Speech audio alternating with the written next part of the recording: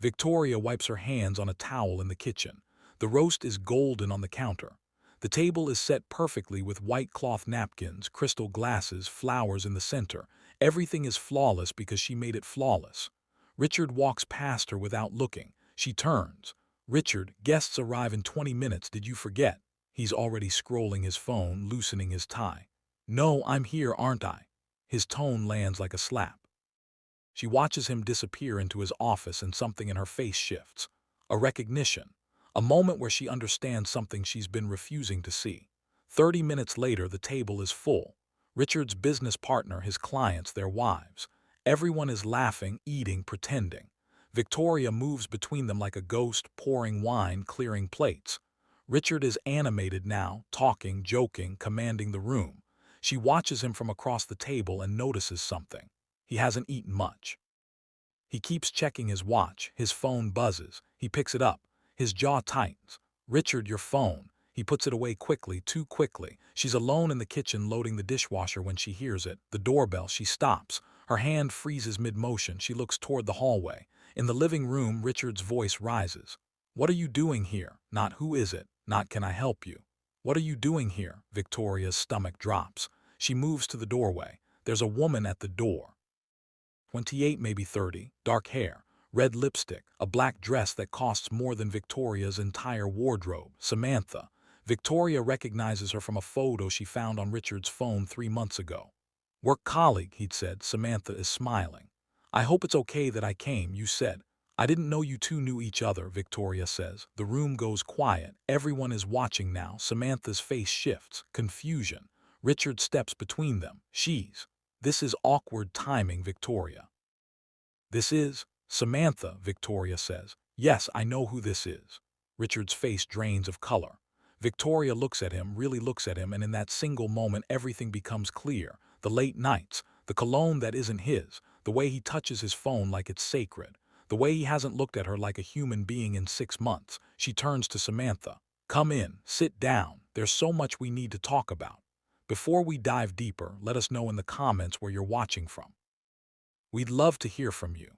And don't forget to hit that subscribe button so you never miss any of our upcoming videos." Victoria wakes up alone. Richard's side of the bed is cold. She knows without checking that he left before dawn. She's been waking up like this for the last 8 months. Most mornings are empty now. She rolls over and looks at the space beside her. 20 years. 20 years of waking up in this bed, and for the last 8 months, most mornings have been like this. She gets out of bed and looks at herself in the mirror. 45 years old, still beautiful, but there's something missing, something vacant behind her eyes. The bedroom is beautiful, cream walls, soft lighting, expensive furniture. It looks like a hotel room. It doesn't feel like a home. In the kitchen, she's making coffee when Richard comes home. He smells like he's already showered. Already showered where, though? She doesn't ask anymore because she doesn't want to know anymore. "I have an early meeting," he says without looking at her. "With who?" she asks. "What?" he responds. "With who do you have the meeting?" Richard opens the refrigerator, takes out juice, doesn't answer. "A client, new account." "Which client?" she asks. He turns to her and his expression is irritated. "Does it matter?" And that's when she realizes. He doesn't care that she's asking. He doesn't care that she might wonder. He doesn't care about her wondering anything at all. "No. I guess it doesn't," she says. He leaves. She hears the garage door close. She sits at the kitchen table and puts her head in her hands. Her best friend Margaret comes over that afternoon. Margaret is sipping wine and looking uncomfortable. "You're asking the wrong questions," Margaret says. "What do you mean?" Victoria asks. "You keep asking where he is, what he's doing, who he's with. You already know, Victoria. You know something is wrong. The question isn't where he is. The question is what you're going to do about it." Victoria looks away. "He's just distant. Maybe it's work stress." "Maybe. I saw him," Margaret interrupts. 3 weeks ago at the Hilton downtown with a woman. She was young, Victoria, very young. And he was looking at her the way you always wanted him to look at you." Victoria says nothing. The wine glass shakes in her hands. She sits alone in the bathroom that night in her nightgown, studying her reflection. She's 20 pounds lighter than she was 2 years ago. Not because she's been trying, just because she stopped eating when she's sad. She studies her body, her face, trying to figure out what she's missing. What she doesn't have that would make him want to stay. She opens the medicine cabinet and finds his cologne, the one he's been wearing lately. She puts it on her wrist, smells it. This smell is on another woman's skin. She closes the cabinet and doesn't look at her reflection anymore. Richard comes to bed at 2 in the morning. She pretends to be asleep. She feels him slide under the covers. He turns away from her. They lie there, not touching, not speaking, not existing for each other, just two people in the same bed, alone. The next morning, she finds herself parked outside his office building. She doesn't know why she's here. She doesn't know what she's expecting to see. A door opens and Richard walks out with a woman. It's her. It's Samantha. She's laughing. She touches his arm. He doesn't move away. Victoria grips the steering wheel so hard her hands hurt. That night, she sits in the bathtub with the lights off. Just her, the water, and the sound of her own breathing. She submerges her head underwater and stays there for as long as she can. When she comes up, she's crying, but the tears mix with the bathwater so no one can tell. Victoria is on her laptop creating a fake Facebook profile. She's sending friend requests to people in Richard's industry. She's searching for Samantha's social media. She finds her Instagram and clicks through photo after photo. In many of the photos, though Samantha is alone in the shot, Victoria can see Richard's reflection in mirrors behind her. In one photo, you can see his hand on her lower back. Each one is like a knife. She drives to his workplace without calling first. She walks into his office and finds him at his desk. When he sees her, something flashes across his face. Not happiness, not concern, annoyance. "What are you doing here?" he asks. "We need to talk," she says. "This isn't the place," he responds. "Then where is the place, Richard? Because you're never home, so when exactly is the place where we talk?" His colleagues are pretending not to listen. Richard stands up. "Come with me." He takes her to the conference room and closes the door. "What is this about?" he asks. "I saw your credit card statement," she says. Silence. "Okay," he finally responds. "The Hilton, the Marriott. 14 charges in 4 months, all hotels, all on Tuesday and Thursday nights," she continues. Richard sits down and rubs his face. "Victoria," he begins. "Who is she?" she demands. He doesn't answer. His silence is confirmation. "I asked you who she is." "It doesn't matter," he says. Those words destroy something inside her, the way he says it, so casual, so final, like she's asking about nothing, like this means nothing. "It doesn't matter. I'm your wife. I gave you 20 years. I gave you everything, and it doesn't matter." "You don't understand," he says. "Then explain it to me. Explain to me how you're spending our money on hotel rooms with another woman and it doesn't matter." He looks at her and his expression is tired, like she's exhausting him, like he's tired of pretending. "I'm leaving," he says. He stands up and walks out of the conference room. She hears him go back to his office, grab his jacket, and leave the building. She sits in the conference room alone for 20 minutes and doesn't cry. She just sits there, very still, very quiet, understanding that her marriage is over. That night she opens her phone and searches private investigator in her area. She finds one with good reviews. She calls the number. "I need someone to follow my husband. I need to know where he goes, who he sees, everything." She gives them Richard's information and her credit card. She pays $1,500 for a week of surveillance. She hangs up and feels something harden inside her chest. Not sadness, not anger, something colder, something focused. She sits in a lawyer's office across from a woman named Janet. Janet is sharp and experienced. "How long have you suspected the affair?" Janet asks. "I didn't suspect, I know. I have a private investigator documenting it," Victoria says. "Good, what about assets? Do you know his financial situation?" "He makes around $600,000 a year. We own the house. There are investment accounts." "A retirement account," Victoria responds. "And do you have documentation of the affair? Photos, evidence of the money being spent?" "Not yet, but I will," Victoria says confidently. Janet leans back in her chair and studies her. "When he leaves, and he will leave, don't make any decisions out of emotion. Don't scream at him. Don't throw him out. Let him think he's in control. Let him think he's winning. And in the meantime, we document everything." "What if I want more than just the standard settlement?" Victoria asks. Janet smiles. It's a dangerous smile. "Then we find his weaknesses. Everyone has them. Men like Richard, their weaknesses are usually obvious." The private investigator calls her. He has photos. He's emailing them to her. Victoria pulls over on the side of the road and opens the email on her phone. There are photos of Richard and Samantha entering a hotel, photos of them coming out hours later, disheveled and satisfied.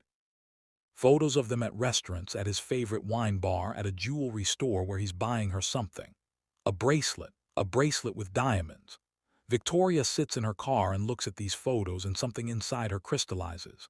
Not rage, not sadness, something much more dangerous, clarity. She knows what she's going to do, and she knows exactly how to do it. Victoria has created a spreadsheet. Every hotel charge, every restaurant, every jewelry purchase. She's documented it all. She's also been copying documents from Richard's office, financial statements, business records, correspondence. She's made copies and placed them in a safe deposit box. On her spreadsheet, she writes Richard's business partner's name, James Chen. She's been researching James.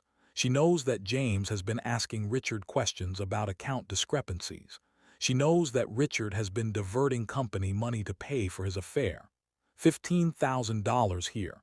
$20,000 there. Money that belongs to the business, being spent on hotel rooms and jewelry. Victoria opens her email and creates a new account. She begins typing carefully. "Hello, James. I hope this finds you well. I'm reaching out because I'm concerned about some financial irregularities that I've become aware of." She attaches copies of the credit card statements and the company documents. She documents everything methodically, professionally, like a business transaction. She hits send. That night, Richard comes home late. He moves around the bedroom quietly, thinking she's asleep. Victoria turns on the light. "There was a call for you today," she says. He stops. "From James. He said he needed to speak with you immediately about some account issues. He sounded very concerned." Richard's face changes. He realizes something is wrong. "What did you tell him?" he demands. "I told him you'd call him back first thing in the morning," she responds. "Victoria, did you speak to him about anything else?" She sits up in bed, fully awake now, fully alert. "About what, Richard? Your mistress, your stolen company money, your double life?" Richard stands very still. "I'm going to stay at a hotel for a while," he says. "Yes, I think that's best," she responds. He packs a bag. He leaves within the hour. When he's gone, Victoria locks the door behind him and sits on the kitchen counter in the dark. The next afternoon, Victoria is on the phone with Richard's mother. They've always been close. "I'm just very worried about him. He's been acting very strangely lately. I think he might be having some kind of breakdown. I've noticed mood swings, erratic behavior, dishonesty. I'm concerned for his mental health," she says. She plants the seed. She knows Richard's mother talks to everyone. She knows that by tomorrow, all of Richard's family will believe he's having some kind of crisis. Victoria meets one of her friends, Susan, who is married to one of Richard's major clients. They're sitting at a coffee shop. "I don't want to speak out of turn, but I'm concerned about Richard. He's been making some questionable decisions lately. Some of his clients have been asking me about the integrity of his business practices," Victoria says carefully. She doesn't lie, she just implies. She plants doubt. Susan leans forward. "Oh my God, Michael has been talking about moving his account. He said something felt off about Richard's business." "I'm sure it's nothing, but you know how these things are," Victoria responds. By the end of the week, 3 of Richard's major clients have moved their accounts. Victoria receives an email from James Chen. He's asking for a meeting. He says it's urgent. He wants to discuss Richard's financial activities. Victoria reads this and responds immediately. "I'm available whenever is convenient for you," James replies quickly. "Sunday dinner at your home. I want to see the family. I want to see how Richard is doing." Victoria reads this email and smiles. That night she opens her closet and looks at her dresses. She chooses a navy blue one, elegant and sophisticated. She tries it on. She looks powerful in it. She looks in control. She practices her expression in the mirror. Concerned, loving, supportive. The perfect wife worried about her husband's behavior. She gets it exactly right. It's Sunday afternoon. Victoria is cooking everything perfect, not just the roast. She's making appetizers, salad, 3 vegetable sides, a wine selection, dessert. This dinner is going to be flawless. She hears a car pull into the driveway. It's Richard. He looks confused. "James is coming for dinner?" he asks. "Yes, I invited him. I thought it would be nice for the family to spend time together, don't you think?" Victoria responds. Richard's jaw clenches. "You shouldn't have done that," he says. "Why not? Is there a problem?" she asks innocently. He doesn't answer. He goes upstairs. Richard comes into the bedroom as Victoria is putting on her makeup. She's in her navy dress now, her makeup flawless. "What did you tell James?" he demands. "About what?" she responds calmly. "About me, about my work, about anything. I told him that you've been under a lot of stress, that I was concerned about you. Is that a problem?" she asks. "Victoria, you don't understand what you're doing," he says. "I understand perfectly. I understand that you've been embezzling from your company to pay for your affair. I understand that James has been noticing the discrepancies. And I understand that by tomorrow morning, James will have enough evidence to remove you from the company," she says quietly. Richard's face goes white. "You did this on purpose," he says. "Yes," she confirms. "Why would you?" he starts. "Because you destroyed me, Richard. You destroyed our marriage. You lied to me. You betrayed me. You made me disappear, and I won't let you do that anymore. Not to me, not to anyone else," she says firmly. "I can explain," he begins. "No, you can't. There's nothing to explain. You chose her over me. You chose your selfishness over our marriage. And now you're going to face the consequences," she finishes. The evening arrives. The table is set. James and his wife arrive first. Richard's mother arrives next. A few other family members follow. Victoria moves around the table like a conductor, pouring wine, making sure everyone is comfortable. Richard sits at the head of the table and he looks like a man who knows the guillotine is coming. James is chatting with Richard's mother, asking her how she's been, making small talk. Victoria watches Richard watching James. She watches the fear grow in his eyes. The doorbell rings. Victoria stands up. "I should tell you all something. I invited one more guest tonight. Someone I think it's important for Richard to see," she announces. She walks to the door and opens it. Samantha stands there in a black dress, confused, thinking this is a business dinner or something innocent. The room goes very, very quiet. James's wife looks at James. Richard's mother looks at Richard. Samantha looks at Richard and realizes, for the first time, that something is terribly wrong. "Everyone, this is Samantha. She's been spending a lot of time with Richard, particularly on Tuesday and Thursday nights at the Hilton downtown. Richard has been paying for those visits with company money," Victoria says clearly. She pulls out her phone and projects the evidence on the wall, the credit card statements, the hotel charges, the documentation of the embezzlement, the photos of Richard and Samantha together. For a moment, no one moves, no one speaks. James stands up. "Richard, is this true?" he demands. Richard tries to deny it. He tries to make excuses. He tries to blame Victoria, to claim she's setting him up out of jealousy, but James has already seen the evidence. James has already made his decision. "I need to speak with you privately." "Now," James says coldly. Samantha realizes what's happening. She stands up and leaves without saying a word. She walks out of the house and never looks back. Richard stands up to follow her, but James stops him. "You're not going anywhere until we talk about what you've stolen from this company," James says firmly. Richard's mother is crying. His family members look ashamed. Victoria sits down at the table and eats her dinner. 1 week later, Victoria sits in her lawyer's office across from Janet. Janet has a folder of documents. James is pressing charges. The company is pressing charges. He's looking at possible prosecution for embezzlement. In addition to that, I've filed for divorce. Given what we have, I'm confident we can secure full custody of the children, the house, and a significant alimony settlement," Janet says. "How much?" Victoria asks.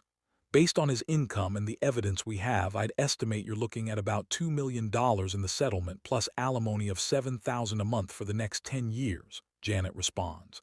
Victoria sits back in her chair. She doesn't smile. She just absorbs the information. "You did well, Victoria. You were smart, you were patient. You didn't let emotion drive your decision," Janet says. "I did what I had to do," Victoria responds. That night, Victoria stands in her living room. It's the same room where the dinner party was, but it feels different now. It feels like hers. She opens a bottle of wine and sits on the sofa. She turns on the news. There's a story about Richard being charged with embezzlement. The story includes his name, his company, his photo. She watches it without emotion. The next morning, Victoria wakes up in an empty bed. For the first time in 20 years, the emptiness feels like freedom instead of loneliness. She gets out of bed and looks at herself in the mirror.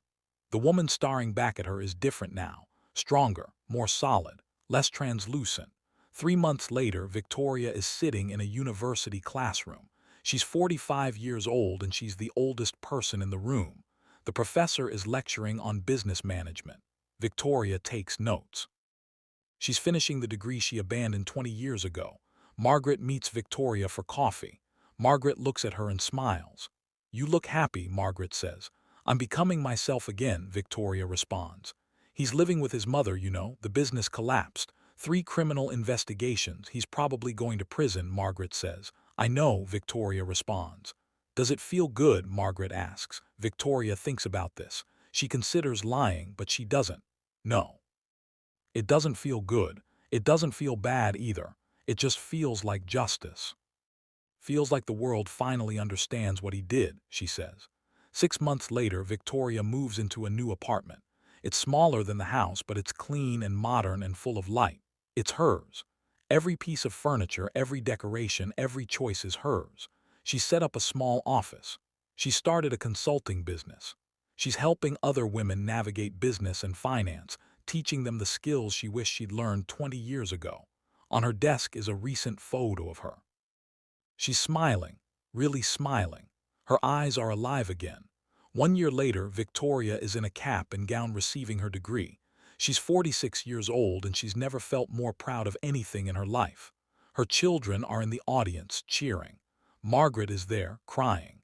The important people in her life are watching her reclaim the future she abandoned. Now Victoria runs her consulting firm with 3 employees. She's advising other women on how to protect themselves, how to be smart about money, how to build independent lives.